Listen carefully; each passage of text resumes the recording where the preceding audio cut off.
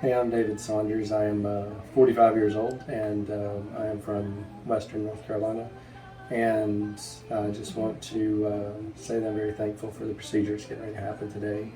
To give you a little background, I was burnt as a child at 22 months old. I jerked a deep fryer off that burned about half my scalp.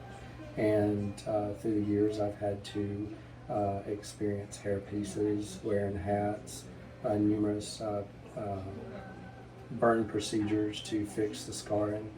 And throughout the years of going through school, I was bullied from kindergarten to 12th grade, which was all due to my hair.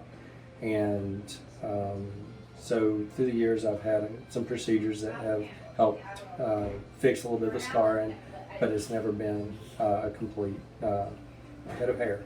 And so a lot of people going through the years, I would always hear how people love to, or how they'd have a bad hair day. And I'm like, just be grateful you've got hair, because due to an accident, I did not. But thank goodness that through procedures and through the procedure I'm having today, hopefully I'll have more than I started with. But just one thing that is very unique about me is this has been a 42-year journey, and until last November 2020, the day before Thanksgiving, was my first haircut ever.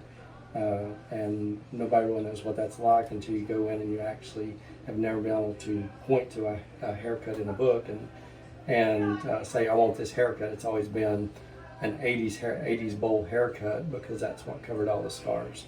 But it's very nice to actually be able to have a haircut, and I'm so thankful for doctors such as this doctor to help me get it to where I can actually continue to choose the haircuts I want, rather than letting my scars and my history choose the haircuts.